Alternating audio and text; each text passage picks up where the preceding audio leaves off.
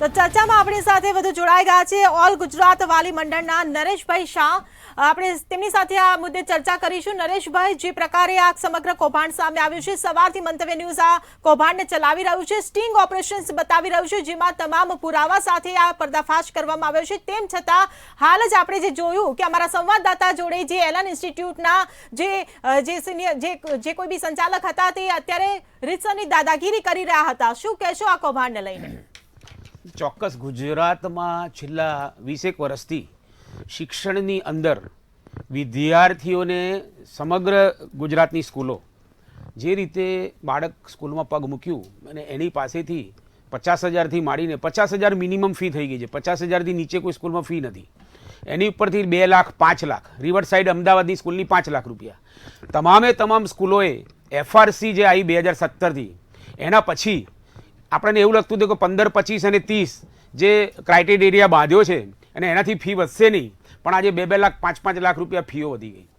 બાળક સ્કૂલમાં જાય એટલે આજે જે તમે મંતવ્ય ન્યૂઝે ડમી રાઇટર કાનનું અને આકાશ એલન જેવી પ્રાઇવેટ ઇન્સ્ટિટ્યુશનમાં જે છોકરાઓ નીટ અને JEE કરવા જાય છે એનું એક કૌભાંડ તમે બહાર પાડ્યું છે ડમી વિદ્યાર્થીઓનું. એની જોડે હું તમને કહું 100% કે સ્કૂલો સાથે સાંઠગાંઠ છે, DO સાથે સાંઠગાંઠ છે, સરકારના શિક્ષણ મંત્રી, સરકારના શિક્ષણ અધિકારીઓ, ટોટલી શિક્ષણ વિભાગ આની અંદર સામેલ છે. ત્યારે જ આ શક્ય બને. બાળકને 8, 9, 10, 11 ને 12 ખાસ કે જેને નીટ અને JEE આપવાની હોય ત્યારે એ સ્કૂલમાં જો ભણતર બરાબર ના મળતું હોય તો જ બાળક આજે પ્રાઇવેટ ઇન્સ્ટિટ્યુશનમાં જાય. તો આ વાંક કોનો? ગુજરાત સરકારના શિક્ષણ વિભાગનો આ વાંક છે કે ભણાવી શકતા નથી બાળકો. આજે શિક્ષણ ગુજરાતનું 16મા ક્રમે ભારતમાં આવેલું છે. અને એનાથી વધારે હું તમને કહું કે ગુજરાતના શિક્ષણનું બજેટ 44,000 કરોડ રૂપિયા વિધાનસભામાં જ્યારે મુકાતું હોય એ 44,000 કરોડ રૂપિયા ગુજરાતને વાપરવા માટે ફક્ત અને ફક્ત સરકારી બાળકો માટે એ બજેટ ફાળવવામાં આવેલું હોય છે. તો એ 44,000 કરોડ રૂપિયા ક્યાં ગયા? મિસ્ટર વિનોદ રાવ જ્યારે હતા ત્યારે સ્કૂલ ઓફ એક્સિલન્સ 5,000 કરોડ રૂપિયા મિસ્ટર વિનોદ રાવ લાયા હતા અને સ્કૂલ ઓફ એક્સિલન્સની વાતો કરી હતી. સ્કૂલને સ્માર્ટ સ્કૂલ બનાવીશું, આ કરીશું, તે કરીશું. કેટલી સ્માર્ટ સ્કૂલો મિસ્ટર વિનોદ રાવ, હું તમને પૂછું છું, બે શિક્ષણ મંત્રીને પૂછું છું કે તમે કેટલી સ્માર્ટ સ્કૂલો બનાવી?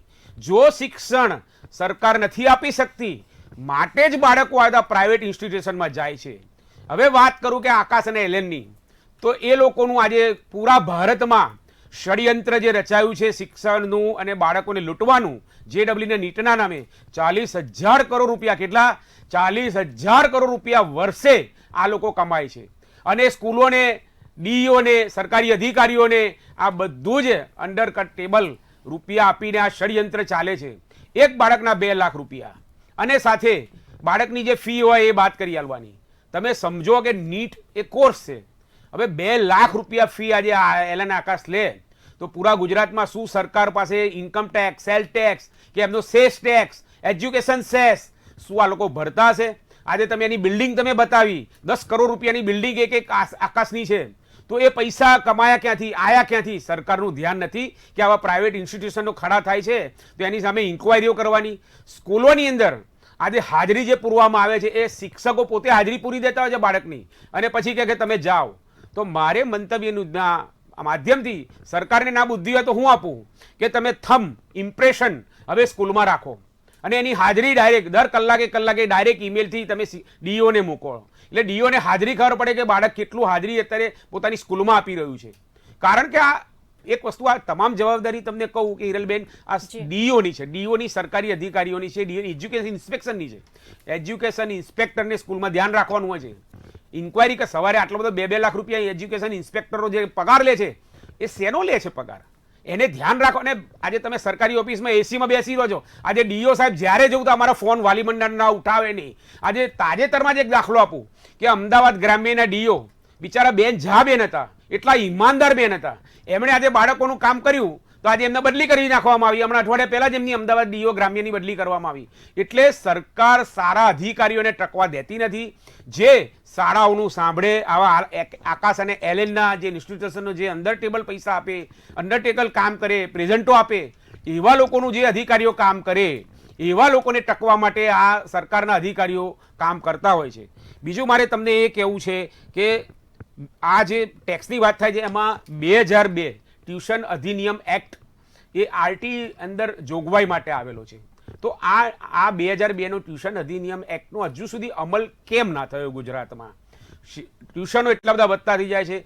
પ્રાઇવેટ સ્કૂલના અને સરકારી સ્કૂલના શિક્ષકો આજે બાળકોને ટ્યુશન આપતા હોય છે. એનું બી હમણાં અઠવાડિયા પહેલાં 10 દિવસ પહેલાં મીડિયામાં ઉજાગર થયું હતું કે ભાઈ શિક્ષકો પ્રાઇવેટ ટ્યુશનો આપે છે.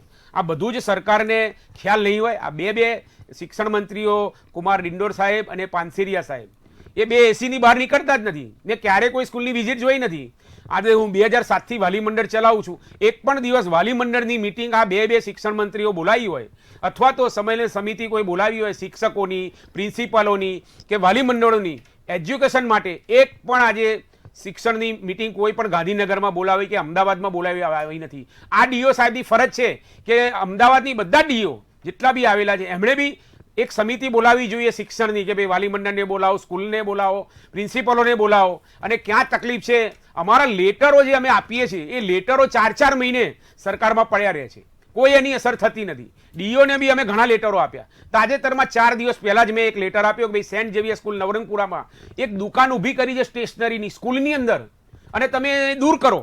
આજે એને બી કોઈ અસર થઈ નથી. સેન્ટ ડેવિસ સ્કૂલની વાત કરું, 7 ડે સ્કૂલ આજે હાઈકોર્ટ ગઈ. આજે સરકારે શું પગલાં લીધા? કશું ના કર્યું. હાઈકોર્ટ ગઈ, હાઈકોર્ટમાં પડશે અને 6 મહિના 12 મહિના હાઈકોર્ટમાં હાજરીઓ થતી રહેશે. સરકારે શું પગલાં લીધા એ મારે વિચારવું છે. તાત્કાલિક ડીઓ કે મેં ઉપર મોકલી દીધું છે. હવે ઉપર કરીને શું કરવાનું? ઉપર જ શિક્ષણ મંત્રી છે, એમણે કંઈક તો પગલાં ભરવા જોઈએ. આજે એ વાતને મહિનો થયો, એક પણ જાતનું શિક્ષણ મંત્રી તરફથી કોઈ પણ પગલું 7 ડે સ્કૂલ તરફથી આવ્યું નથી.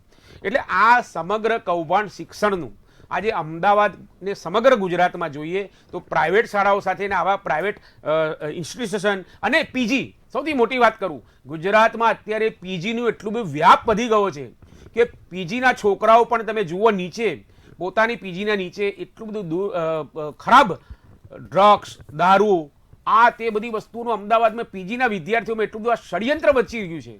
તો ક્યાંય પણ જાતનું આજે શિક્ષણ એક મંદિર છે. હોસ્પિટાલિટી હોય ને શિક્ષણ, આ બે ઉપર વધારે ધ્યાન આપવાની છે. હું જ્યારે બી ડિબેટમાં બોલું છું, જો શિક્ષણ મંત્રી કામ ના કરતા હોય તો મુખ્યમંત્રી શ્રી આપણા ભૂપેન્દ્રભાઈ પટેલ સાહેબ બહુ સારા મુખ્યમંત્રી છે. મેં ઘણા મુખ્યમંત્રીઓ આવ્યા, એમાંથી આ એક બહુ સારા મુખ્યમંત્રી કે જેને સ્ટેપ લીધા છે. તો એમણે પોતાની શિક્ષણ હાથમાં લઈ લેવું છે. અને હું તો તમારા મંતવ્યના માધ્યમથી દર વખતે બોલું છું, આ બે શિક્ષણ મંત્રીઓ કુમાર ડિંડોર સાહેબ અને પાનસેરિયા સાહેબ કોઈ જ કામ કર્યું નથી, કોઈ એક્શન કર્યા નથી. તાત્કાલિક આ બે શિક્ષણ મંત્રીઓની બદલીઓ, બે શિક્ષણ મંત્રીઓને તમે નીકાળી દો અને સારા શિક્ષણ મંત્રી, એજ્યુકેશન વાળા, એજ્યુકેશનની ફિલ્ડ વાળા તમે શિક્ષણ મંત્રી લાવો, ગુજરાતમાં દાખલો બેસાડો અને વિદ્યાર્થીઓ માટે આ શાળાઓ કામ કરે એવી મારી માંગ ઓલ ગુજરાત વાલી મંડળની નરેશ શાહ તરફથી સરકારને છે.